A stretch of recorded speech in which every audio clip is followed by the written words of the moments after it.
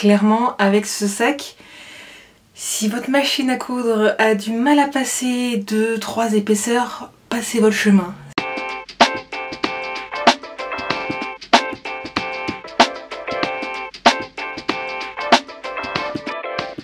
Avant de commencer la vidéo, je voulais vous dire un énorme merci. Ça peut paraître idiot pour certains, mais on a atteint les 1000 abonnés sur ma petite chaîne YouTube. J'ai du mal à me rendre compte que 1000 personnes se sont abonnées à ma chaîne. Ça représente beaucoup pour moi parce que ça demande quand même pas mal d'efforts de faire des vidéos YouTube. Et je vous remercie du fond du cœur, franchement, de me soutenir. J'espère que les autres vidéos vous plairont, que vous continuerez à aimer mon contenu. Merci, merci, merci du fond du cœur. D'ailleurs, si vous voulez qu'on fasse quelque chose pour les 1000 abonnés, n'hésitez pas à me le mettre dans la barre des commentaires. J'ai vu que certaines personnes faisaient des FAQ, je sais pas trop si ça vous intéresserait. N'hésitez pas à me le dire dans la barre des commentaires. J'arrête de vous embêter. Encore merci et je vous laisse avec le reste de la vidéo. Bien le bonjour les amis, comment allez-vous en ce doux retour de la pluie, du temps gris et du froid? Je sais pas vous, mais moi je suis à deux doigts de retapisser toute la maison avec des tapis. Je vais en mettre partout. J'ai horreur du froid. L'hiver c'est vraiment pas ma saison préférée. Bref, on n'est pas du tout là pour parler de tout ça, je m'égare. Aujourd'hui je reprends un petit peu la série garde-robe capsule, sauf qu'on va pas coudre de vêtements, mais un accessoire. Du moins on va essayer, parce que je dois vous avouer que c'est pas forcément ma tasse de thé de coudre des accessoires. Je préfère clairement coudre des vêtements, c'est vraiment ce que je préfère le plus. Mais je me suis dit, c'est aussi un peu le moment de sortir de sa zone de confort, d'essayer de nouvelles choses. J'ai des patrons de sacs, parce que oui, nous allons coudre un sac, qui traînent dans ma réserve de patrons. Je sais pas trop exactement encore quel sac je vais faire. J'ai plusieurs idées. Au début, j'avais très envie de me coudre un sac où je puisse mettre mon ordinateur portable. Sauf que en y réfléchissant, je l'utiliserai pas tant que ça parce que je sors pas si souvent que ça avec mon ordinateur portable. Donc plutôt partir sur un format un peu plus petit, un peu plus compact, mais dans lequel je puisse mettre des livres, typiquement, un livre maximum grand format, mes carnets, si j'ai besoin l'appareil photo, ce genre de choses là, et qui soit un peu passe-partout.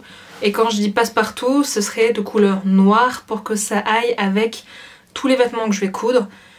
Je dois vous avouer qu'au début, j'avais très envie de me coudre un sac bleu électrique. Mais je pense que je le ferai plus tard quand j'aurai mon basique parce que clairement, ça n'ira pas du tout avec la couleur du manteau que j'ai envie de me coudre. Donc on va jouer la sécurité. Pour ça, j'ai choisi un tissu qui s'appelle du Cordura, je ne sais pas exactement comment ça se prononce, je ne l'ai pas encore reçu. On est lundi 7 novembre, je l'ai commandé samedi, ça devrait arriver vers mercredi ou jeudi. C'est un tissu qui est résistant et surtout qui est imperméable parce que pour un sac je trouve ça hyper important. Au début je voulais utiliser des chutes de tissu mais j'ai pas de tissu qui soit assez épais pour pouvoir avoir un rendu plutôt sympathique. J'aime pas trop les sacs qui sont tout mous. J'ai vraiment envie d'un sac qui ait un peu de structure. Et je me dis que d'utiliser du coup du Cordura, ça me permettrait d'avoir ce rendu, ce fini que je souhaite. Pour la doublure, je vais utiliser, je reviens, ceci, qui est un polyester, un coton, je ne sais plus ce que c'est. Bref, un coupon de tissu que j'ai trouvé il y a un petit moment déjà au coupon Saint-Pierre. Il est vraiment dans le style que j'aime, ça fait très Burberry, enfin je sais pas ce que vous en pensez, mais j'aime beaucoup les carreaux comme ça en doublure. Et il va falloir que je fouille aussi dans ma mercerie, voir ce que j'ai en fonction du sac que je vais choisir. Au niveau de la structure du sac, j'ai deux modèles qui me plaisent bien. Un qui est plutôt un sac un peu classique avec un rabat devant et une lanière ou deux qui le ferment. Soit, alors je ne sais plus comment ça s'appelle, vous savez les sacs qui sont hauts et vous roulez comme ça et après vous accrochez avec la clip. Je sais plus comment ça s'appelle. Bref, ce sac là. Pour ça j'ai deux patrons dans mon stock qui sont le sac à dos Toucan de chez les Fusettes et le sac à dos Oslo de Jane Emily. Ce sont deux modèles que j'aime bien. Je sais pas trop ce que ça vaut, mais ce sont vraiment les modèles qui ressembleraient le plus à ce que j'aimerais faire. J'ai aussi regardé un petit peu quelques vidéos sur YouTube pour voir un peu s'il y avait un modèle qui m'inspirait ou s'il y en avait un autre que j'aurais pu choisir. On revient globalement quand même assez souvent sur les mêmes formes, donc je pense que je vais garder ces deux-là. J'ai une petite préférence pour le sac à dos Oslo, surtout du fait que quand j'ai regardé le sac à dos Toucan, du coup le patron, je le trouvais très mou. Je sais pas comment dire, en gros pas comme j'aimerais, c'est-à-dire que, comme je vous disais, je veux quelque chose qui soit assez structuré. Et là, il fait très flasque. Comme ça, que c'est pas très gratifiant de dire ça comme ça. C'est vraiment pas péjoratif, mais dans le sens où... Enfin, si, ça l'est un peu dit comme ça, mais... Dans le sens où c'est pas vraiment le rendu que j'ai envie d'avoir. J'espère que je suis claire. On est lundi matin, le réveil a été difficile. Bref, tout ça pour dire que je vous emmène avec moi. J'espère que ça vous plaira. On va aller coudre du coup ce petit sac là ensemble. D'abord je vais décalquer le patron. Je pense que je vais vraiment m'arrêter sur le sac à dos Oslo. Faut bien faire un choix à un moment donné. J'espère que ça vous plaira. Si c'est le cas, comme d'habitude, n'hésitez pas à mettre un petit like, à vous abonner si ce n'est pas déjà fait. Et puis c'est parti pour la suite de la vidéo.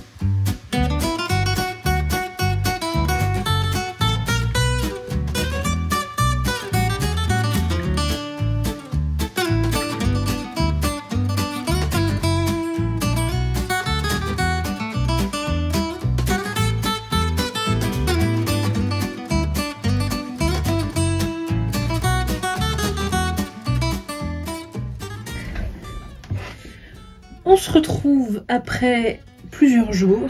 On est le mercredi, j'allais dire 16 février, pas du tout. On est le 16 novembre. Je reviens tout juste du salon Création et Savoir-faire. C'était trop bien. J'ai vu plein de créateurs et créatrices. J'ai vu plein de monde. Je suis fatiguée maintenant. J'ai pas fait de folie. Franchement, je suis plutôt fière de moi. Les seuls trucs que j'ai achetés, c'était des petites boucles, ce magnifique cuir, et un patron que je sais pas où j'ai mis, mais c'était trop bien. Maintenant, il faut retourner au travail. On revient au sujet de cette vidéo qui est coudre un sac. J'ai donc trouvé n'importe quoi. J'ai donc découpé toutes les parties de mon sac précédemment, il y a quelques jours. J'ai coupé mon Cordura, mon simili-cuir, ma doublure. J'ai trouvé à peu près toute la mercerie qu'il fallait. J'ai pas exactement les tailles qu'il faut, ni exactement les mêmes formes. Mais le but, c'est aussi que je fasse avec ce que j'ai en stock. Et en plus de ça, je n'ai pas trouvé exactement ce que je voulais en mercerie. Et flemme de repartir courir les merceries, je vous avoue. Donc on va faire avec ce que j'ai. En soi, c'est pas très grave, c'est juste que j'ai des coulisses... Des boucles coulissantes qui font 30 mm et des boucles demi-rondes qui font 40 mm au lieu d'avoir des rectangulaires qui font 30 mm. Mais comme je n'en ai pas trouvé, on va faire avec ce que j'ai en stock. D'autant plus que j'ai une boucle Ardillon qui fait 40 mm aussi. Donc en soi, on s'y retrouve. J'ai trouvé une fermeture éclair à la réserve des arts pour pas trop cher, donc ça c'est plutôt cool. Et comme je vous disais, j'ai aussi trouvé ce magnifique cuir au salon CSF qui va me servir du coup à faire les sangles du sac. Et je me demande si ce serait pas judicieux d'utiliser plutôt ce cuir là à la place du simili-cuir que j'ai déjà coupé.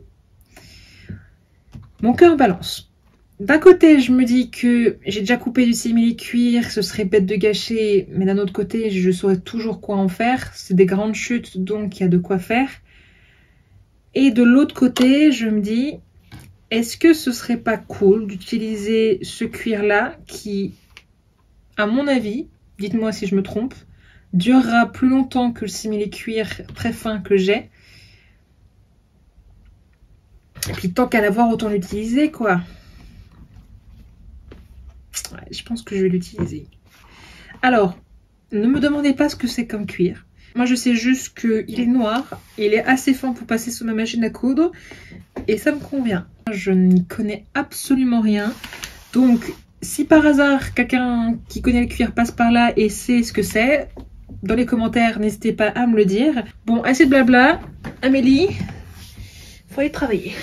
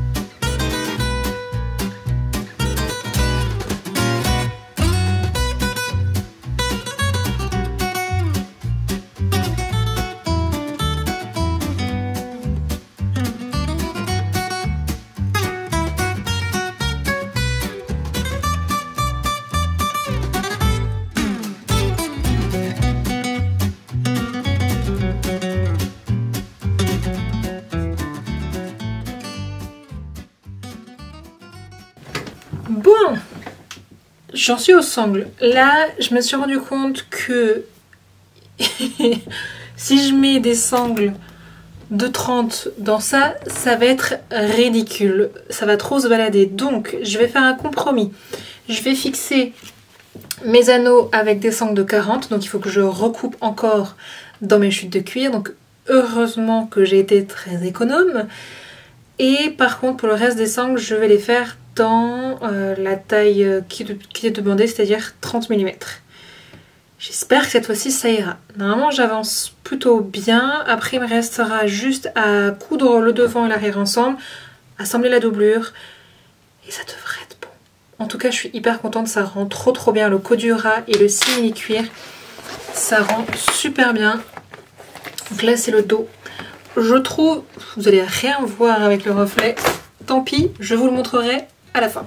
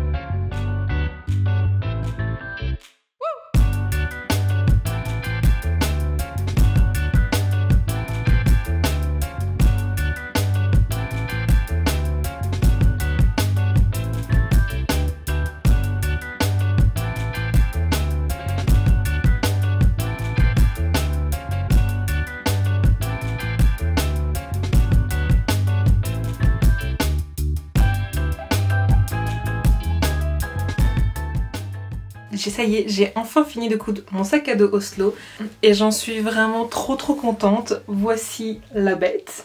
J'espère que vous verrez bien la différence. Ouais, c'est bon, on voit bien. Je suis vraiment trop contente de l'avoir fini.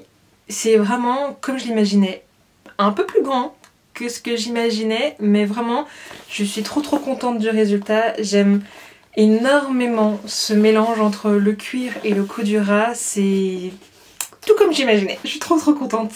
Comme vous avez pu le voir, j'ai fait pas mal de modifications au niveau du sac. Contrairement à ce qui a été préconisé, je n'ai pas utilisé de boucle aimantée, je crois que c'est comme ça que ça s'appelle. J'ai juste utilisé la boucle ardillon.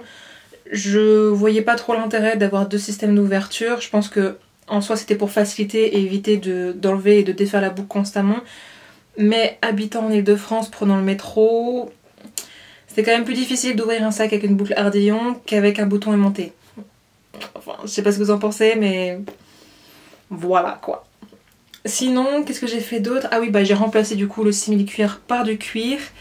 Si vous faites ça, pensez au fait que votre machine à coudre va devoir coudre de grosses épaisseurs. Et donc, si elle a déjà du mal avec 3-4 épaisseurs, passez votre chemin. Ce projet ne sera pas fait pour vous.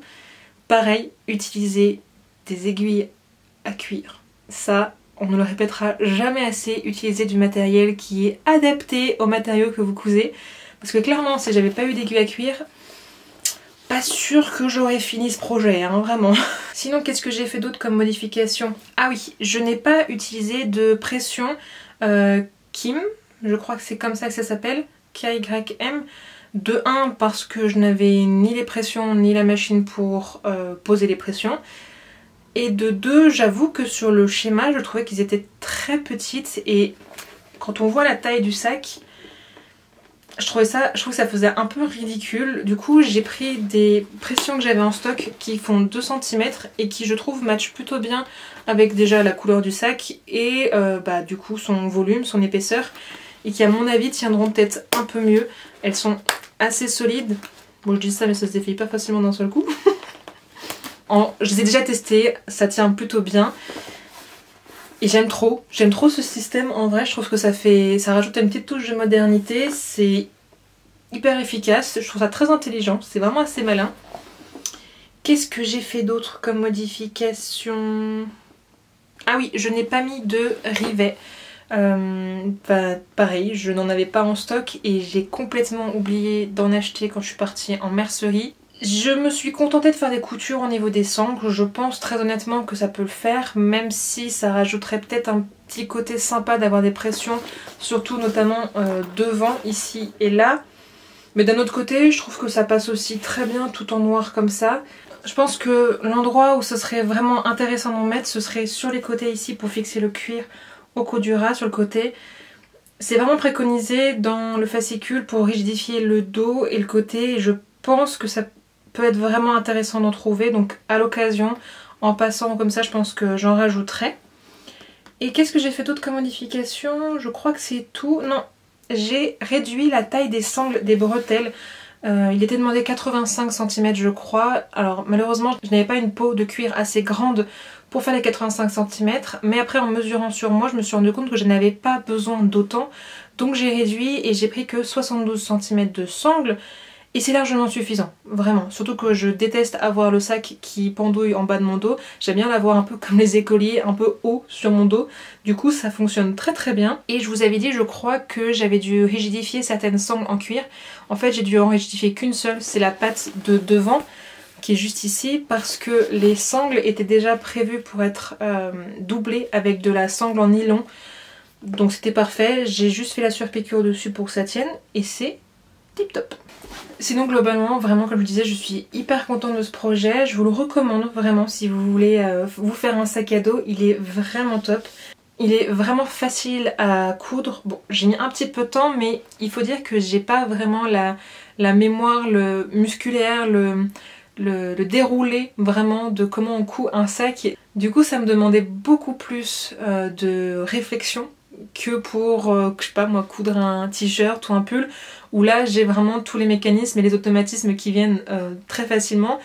Là c'était un peu plus compliqué, j'ai dû prendre un peu plus de temps, mais c'est pas très grave, franchement ça m'a vraiment permis de m'exercer. Et je le trouve vraiment, je me répète, hein, mais je le trouve vraiment trop beau mon sac. J'aime énormément la doublure. Je trouve qu'elle match vraiment super bien avec le reste du sac. C'est vraiment comme j'imaginais. Pendant cette couture, j'ai sûrement dû faire des erreurs, des choses qu'il ne fallait pas faire, surtout au niveau du cuir. Je m'en excuse pour celles et ceux qui connaissent la couture du cuir. Excusez-moi, je n'y connais rien, mais bon écoutez, ça a fonctionné, donc bon, c'est que j'ai pas dû faire trop de bêtises, j'espère. En tout cas, si vous avez des conseils, n'hésitez pas, la barre des commentaires est ouverte. Mais c'était la fin de cette vidéo, j'espère que vous avez pris autant de plaisir à la regarder que moi j'ai pris à coudre ce sac à dos. Si tu l'as aimé, n'hésite pas à mettre un petit pouce bleu, ça fait toujours plaisir. Abonne-toi si ce n'est pas déjà fait. Et puis laisse-moi un petit commentaire. Par exemple, si toi aussi tu as déjà fait le sac Oslo, partage-moi ta version. Partage-nous ta version, ça peut être hyper intéressant. Et pour moi et pour les autres, de voir un petit peu toutes les versions qui ont été faites. Sur ce, moi je vous dis à la prochaine pour une prochaine vidéo, soit tufting, soit couture. Mais je pense qu'on va partir sur une petite vidéo tufting. Et pas des moindres.